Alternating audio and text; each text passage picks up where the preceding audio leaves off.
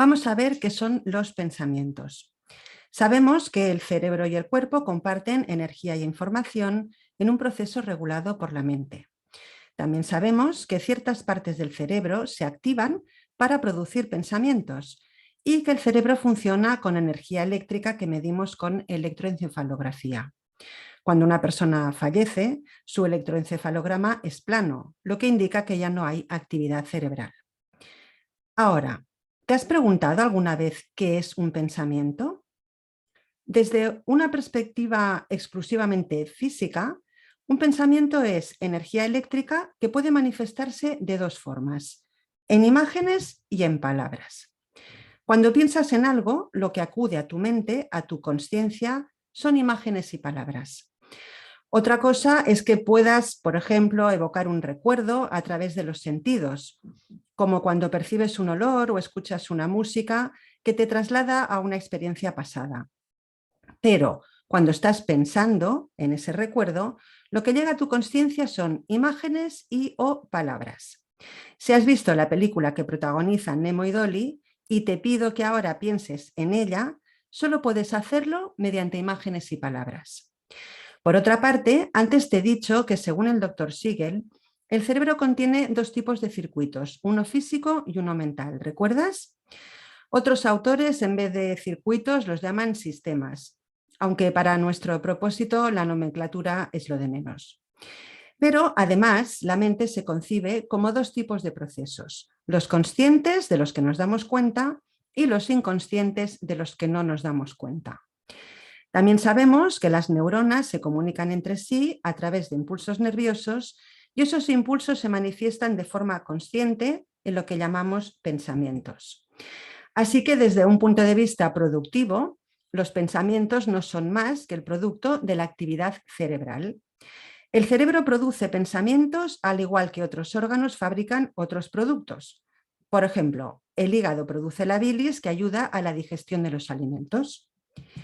La mente, cuando regula el flujo de energía y de información, lo que hace es filtrar datos e intentar dar coherencia a lo que, por ejemplo, pensamos que somos, tanto si es real como si no lo es. Si lo que pensamos que somos tiene connotaciones negativas, el cerebro generará pensamientos acordes a esa creencia y lo hará de forma automatizada. Entonces, cuando la mente funciona en piloto automático, de acuerdo con creencias irracionales, siempre nos repite los mismos pensamientos negativos, derrotistas, limitantes. Y si pudiéramos hacer una foto de lo que estamos pensando, podría ser parecida a esta. Un montón de imágenes y de palabras inconexas, desordenadas, machaconas y en general muy desagradables.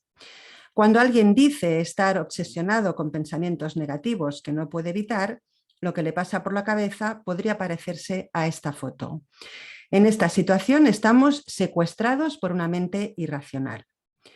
Ahora bien, cuando sustituimos las creencias irracionales por racionales, uno de los primeros efectos que notamos es que decidimos lo que queremos pensar. Los pensamientos son tan puros y cristalinos como el agua de esta foto.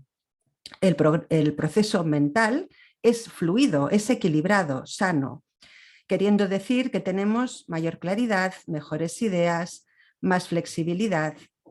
Ahora la mente se ha convertido en un instrumento que utilizamos. Ya no estamos a su merced, ella está a la nuestra. Cuando opera con creencias funcionales, lógicas, sanas, útiles, es decir, racionales, trabaja a nuestro favor y somos mentalmente competentes. Y a nivel cerebral, lo que se produce es lo que antes hemos descrito como integración neuronal. Hay una coherencia entre todas las estructuras cerebrales. Digamos que la corteza frontal hace de puente entre la razón y la emoción. Esta integración se consigue mediante la higiene cerebral y la higiene cerebral la logramos activando la corteza prefrontal que, como ilustra esta imagen, lo interconecta todo. Algunos de los efectos de la integración neuronal son los siguientes. Hay una regulación corporal. Todos los órganos del cuerpo funcionan de forma sincrónica, equilibrada y organizada, con lo cual nos encontramos bien. Estamos emocionalmente equilibrados, con emociones saludables. Hay una comunicación compenetrada y saludable con uno mismo y con los demás, sin pensamientos negativos. Se adquiere la habilidad de responder de forma adecuada a los agentes estresores, previniendo la ansiedad. Hay mayor flexibilidad mental en el sentido de obtener mayor claridad, iniciativa e ideas apropiadas. Hay una perspectiva sana en la forma de verse a sí mismo y a la vida en general. Una mayor autocomprensión y mayor empatía hacia los otros y además también estimula la intuición. En general, la integración neuronal obtenida con el cambio de mentalidad propicia la dirección y fluidez de nuestra mente, hace que miremos en una dirección distinta y guía nuestras acciones y nuestra vida emocional. Al cambiar las creencias, cambiamos el enfoque y si cambiamos el enfoque mental, podemos atender aquello que nos resulta de utilidad. Eso es lo que llamamos esculpir la mente. Hace unos años tuve la oportunidad de conocer al doctor Lou Marinoff. El doctor Marinoff es profesor de filosofía en el City College en Nueva York y es consejero de presidentes de países, de corporaciones, de premios Nobel y de medallistas olímpicos. Y también es autor de varios libros y su obra más conocida es el bestseller Más Platón y menos Prozac, en la que lanza mensajes como: puede que usted se encuentre inmerso en un mar de dudas, pero usted no es el océano. Un libro muy recomendable, por cierto. El doctor Marinoff me explicaba que el ser humano cuando nace es como un bloque intacto. Por ejemplo, como un bloque de mármol al que las experiencias de la vida van dando forma. Desgraciadamente, la forma en la que nuestro cerebro se esculpe no siempre es lo mejor para nuestro bienestar. Y en este caso, Marinoff recomienda quitar lo que sobra para recuperar el bloque intacto. Veamos un ejemplo cotidiano. Los bebés, nada más nacer, ya pertenecen sin saberlo a una cultura con unas tradiciones, gustos, aficiones, normas y costumbres determinadas. Incluso hay padres que les compran la equipación de fútbol de su equipo favorito cuando apenas han aprendido a caminar. Se van esculpiendo. Cada experiencia conforma una manera determinada en la que el niño se verá a sí mismo, a los demás y a la vida. Y lo que fue un bloque intacto va adquiriendo una forma precisa y ese niño desarrollará una mentalidad que puede serle beneficiosa o puede serle perjudicial en función del tipo de creencias que haya ido adquiriendo. Hoy en día sabemos que a través del entrenamiento mental no solo cambiamos la cualidad de la mente, sino que a través de ella incluso se modifica la estructura del cerebro, su morfología. Hay estudios, por ejemplo, que han constatado una disminución de la densidad de determinadas estructuras cerebrales, como la amígdala, relacionadas con el estrés. Bien, la conclusión de todo esto es que tanto las experiencias externas como las experiencias internas que nosotros podemos implementar a través de un programa como este, esculpen el cerebro. Y las experiencias internas se crean, se forman a través de Mindsight, ya sabes, enfocando la lupa hacia el interior, reflexionando y cuestionándonos todos nuestros pensamientos. Y ahora vamos a retomar los procesos conscientes e inconscientes de la mente que te he mencionado hace un rato. El doctor Thurman Fleet fue un quiropráctico que ideó esta figura para explicar a sus pacientes la conexión entre la mente y el cuerpo. Este eres tú. A efectos ilustrativos, solo a efectos ilustrativos, vamos a creer durante un ratito que nuestra mente está alojada en nuestra cabeza y que además tenemos un cuerpo. Naturalmente, este es un esquema de algo mucho más complejo, puesto que, como acabamos de ver, la mente afecta todo el cuerpo. Para explicarlo de forma sencilla, aceptemos que la mente tiene dos formas de procesar que en el dibujo están diferenciadas por la línea divisoria roja. De manera que tienes una mente consciente y una mente inconsciente o subconsciente, es decir, por debajo del umbral de la consciencia. En este dibujo, el cerebro cognitivo o neocórtex se corresponde con la mente consciente, la parte de arriba. Es la parte que reflexiona, la que procesa la información de forma consciente y voluntaria. El cerebro instintivo, recuerda que es el que está formado por el reptiliano y el límbico, está representado en este dibujo por la mente subconsciente, la parte de abajo, y como sabes, funciona en piloto automático. Entonces, tenemos claro que tu mente consciente es la parte de ti que piensa.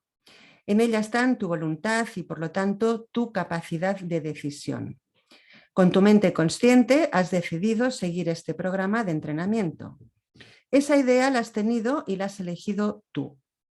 Y ahora pregúntate, ¿eliges todos los pensamientos que decides tener? De momento supongamos que sí. Cuando aceptas un pensamiento como cierto, ya sea propio o heredado a través de la cultura y de la educación, a fuerza de repetirlo, lo interiorizas y este pensamiento queda grabado en tu mente inconsciente. Un ejemplo podría ser haber escuchado muchas veces eres un inútil o este niño es una inútil, cuando hablan de ti. Con el tiempo no tendrás que esforzarte para reproducirlo, sucederá automáticamente. Así es como se va condicionando tu mente subconsciente. De pequeños, sin el cerebro cognitivo desarrollado, nos creemos a pies juntillas todo lo que nos enseñan, todo lo que nos dicen. Recuerda que los padres y los adultos en general se convierten en formas de autoridad, en personas o figuras de autoridad a las que no discutimos. Y lo que hacemos es convertir cada pensamiento en una verdad como una catedral. No la cuestionamos y la grabamos en la mente inconsciente. Pero es que esa parte de ti, la mente, aunque la figura de Fleet está alojada en la cabeza, ya hemos visto que en realidad es ubicua. Lo que se origina en tu cerebro, a través de procesos fisiológicos, se traslada a todo tu cuerpo. Así es como tu pensamiento se traduce también en emoción y en acción. Tienes miedo y te tiemblan las piernas. Sientes vergüenza y te sonrojas. Tienes ansiedad y te atiborras de comida. La mente llega y afecta a todo el organismo. Entonces, ¿cómo vas configurando tu actitud, tu mentalidad respecto a cualquier tema? Todo pensamiento que elijas o que elijas voluntariamente o que involuntariamente hayas ido adquiriendo o escuchando, llega a tu mente consciente y es aceptado por tu mente subconsciente, ya que ésta no tiene la capacidad de rechazar nada. A fuerza de repetición, ese pensamiento, esa idea se fija permanentemente en tu mente subconsciente sin que tú te percates de ello. Una idea fija es un hábito mental. Es como guardar música en tu reproductor. Llegan las canciones arriba y el reproductor que está abajo se limita a reproducirlos, como en una lista de reproducción que has grabado. Y tu grabadora no tiene favoritos, no se bloquea y te dice me niego a grabar esta canción porque no me gusta. La graba y punto. Y luego simplemente la reproduce. Ahora pregúntate, normalmente, ¿qué reproduces? ¿Qué escuchas? ¿Qué piensas? Lo que tienes grabado. Los pensamientos repetitivos son hábitos mentales, formas de pensar que se convierten en creencias. Creencias que se manifiestan en actitudes. Actitudes fijadas en tu subconsciente que se expresarán a través de tus emociones y de tus acciones sin ninguna ayuda consciente. ¿Hasta cuándo? Pues hasta que sean reemplazadas por otras. ¿Es fácil reemplazarlas? Sí, sí lo es. Lo es si lo haces con compromiso, apertura, atención consciente, asimilación y mucha práctica. Los requisitos y los peldaños de este programa de entrenamiento. Entonces, si estamos de acuerdo en que podemos contemplar los pensamientos únicamente como imágenes y palabras que acuden a nuestra consciencia, ¿por qué les hacemos tanto caso? ¿Por qué nos creemos todo lo que nos dicen sin ni siquiera cuestionarnos si son ciertos? En primer lugar, porque los tenemos grabados en el inconsciente y además porque suelen hablarnos en primera persona. Cuando el pensamiento se ha convertido en creencia, nos oímos decir, soy un inútil, soy una inútil. Este pensamiento, repetido una y otra y otra y otra vez, acabó convirtiéndose en una creencia. Ya tiene toda nuestra credibilidad hasta el punto de describir nuestra identidad. Bien, ahora que has aprendido cómo adquirimos e instalamos las creencias, comprenderás que pensamientos y creencias no son lo mismo, como tampoco es lo mismo pensar que recordar, elegir los pensamientos y limitarse a escuchar lo que nos dice el comentarista. ¿Te acuerdas? Cuando al doctor Albert Schweitzer, premio Nobel, le preguntaron ¿cuál cree que es el mayor problema del ser humano? Él contestó, el mayor problema es que no piensa. Ten en cuenta que el pensamiento es solo la forma en la que se manifiesta la creencia en forma de imágenes y palabras. El pensamiento es la punta del iceberg, es lo que ves, lo que dices y lo que te dices. Y está sostenido y generado por una enorme mole o sistema de creencias que normalmente no ves porque permanecen debajo de tu nivel de conciencia. Y aquí llegamos a una importante conclusión. Tienes que descubrir tus creencias para poder cambiarlas. Una vez descubiertas, hay que debatirlas para demostrarte su inutilidad y sus consecuencias negativas. Es decir, tienes que demostrarte su irracionalidad. A continuación, podrás modificarlas por creencias racionales que a fuerza de repetición se grabarán en tu mente consciente. Para descubrir tus creencias, haz este ejercicio. Coge la lupa y busca los pensamientos automáticos que acuden a tu mente con más frecuencia.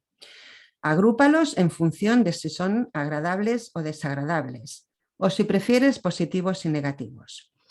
Reflexiona sobre lo que hemos compartido en este vídeo, toma nota de las consecuencias de esos pensamientos desagradables que tienes, de cómo te hacen sentir, de cómo es tu vida de acuerdo con ellos. Mira a ver si se te ocurre qué creencias puede haber debajo de tus pensamientos automáticos y tal vez incluso quieras empezar a sustituirlos. ¿Se te ocurre cómo hacerlo?